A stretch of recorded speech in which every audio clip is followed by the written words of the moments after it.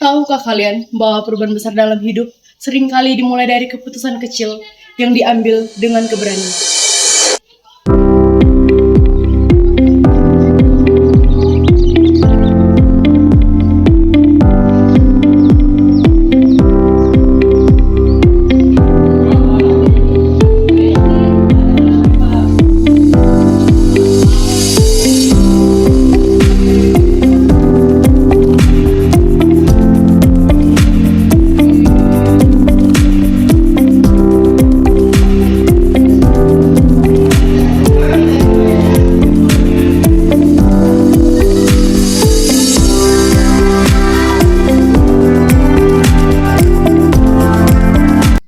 Hai Sobat Literasi, perkenalkan nama saya Sania Siburian. Saya berasal dari SMA Negeri 7 Dumai yang duduk di kelas 11. Salam literasi.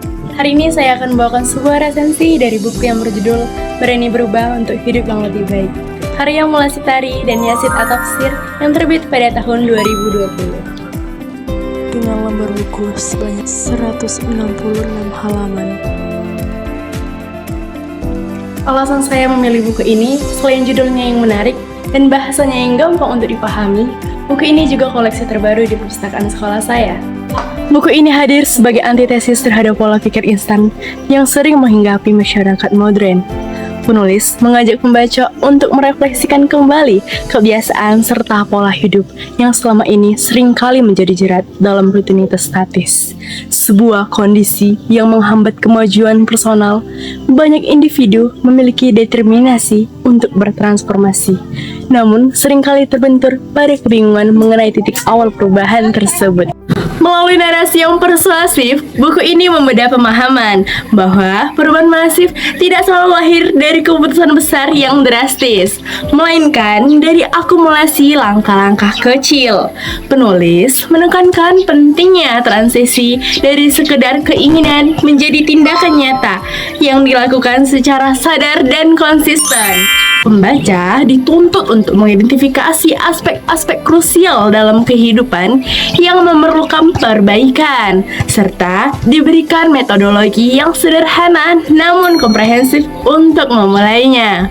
Keunggulan utama buku ini terletak pada relevansinya bagi individu yang merasa terjebak dalam stagnasi dan ingin mengupayakan kehidupan yang lebih berkualitas.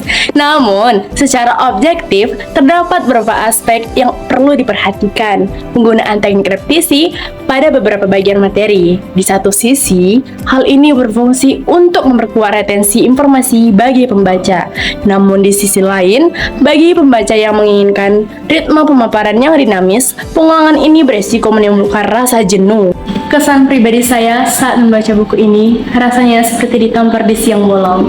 Awalnya mungkin terasa perih karena pembaca disuruh atau dipaksa melihat semua sifat buruk, rasa malas, dan ketakutan yang mungkin selama ini kita sembunyikan.